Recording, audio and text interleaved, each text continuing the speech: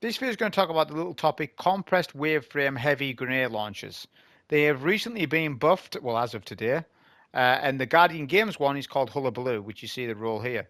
Before I get into the rolls of that gun, I just want to say that there is a number one that you want to craft, and it's called Dimensional something or other, right? Now, I know I haven't leveled mine up, but now I've looked into it on dim and whatnot, and it has a roll that's probably going to be better than Hullabaloo. It has a roll, Enhanced Vorpal, Enhanced Envious Assassin. Envious Assassin just got nerfed, yes, but it's still good. Envious Assassin is still good. So you get Envious Assassin in this column and Vorpal Weapon in this column, right? And you're going to be doing a lot of damage with this strand heavy waveframe. So I just thought I'd mention that. But going over to the Hullabaloo, so the rolls, right? So we obviously put a boss spec in there, but for the first column, these are the perks that you want to look out for this gun, right?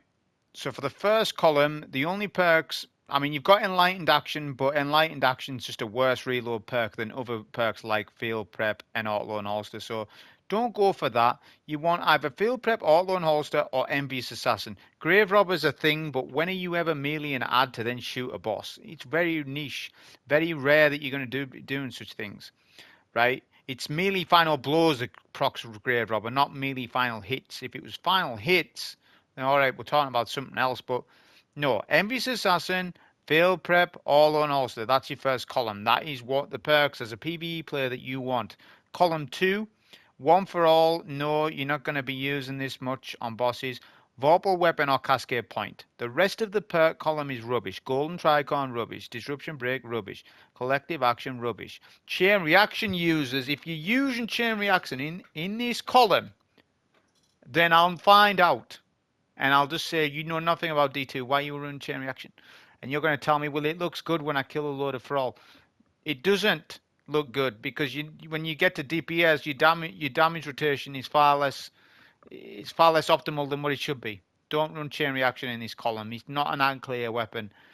You can use it on ad clear, but it's a, let's see what its total damage is. Forget about Chain Reaction.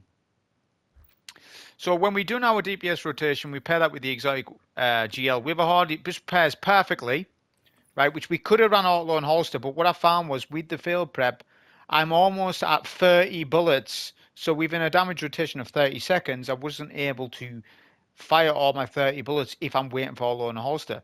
This is why I went with Field Prep anyways. But if it was a longer damage rotation, like say 50 seconds to a minute, say like Echo Kell on Prophecy, then I'm going to go Auto-Load Holster and sort of let Witherhoard do a little bit more of the damage and save more bullets, and the total damage will be higher because of this. But if you're doing the burst damage, then you want Field Prep for the quicker reload if you've got this rule that I have, right? So with the damage rotation that you're going to see coming up, we did use surges and we did use some arc loaders because it's an arc weapon. So obviously I saved my armor charges with the Healthy Finisher. Then we do a surge switch at DPS. We're using no exotic for reloads. Let's just judge the gun how it is. But with three arc weapon surges and then a double arc loader, and that's what we use for our damage, and a Well of Radiance, of course, to showcase the damage off. So we've got our armor charges on the left hand side for DPS. We're just going to dunk our final riches. We're on the Grasp of Avarice boss because this is a perfect boss to test for heavy waveframes.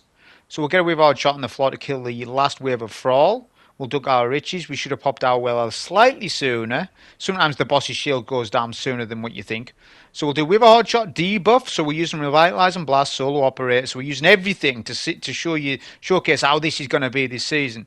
So bear in mind the numbers are elevated because of that, but we'll do 10 waveframe shots to 1 Witherhoard shot, because if we do 1 to 5, we're not going to get our 30 shots out in time. We don't get all our heavy out. Look, we've still got, how many shots do we end up remaining with? 4 shots, and he gets below half HP. So we're doing like 2.4 mil damage there. That's with the bells and whistles, but the damage is good on waveframes. You might want to start using them.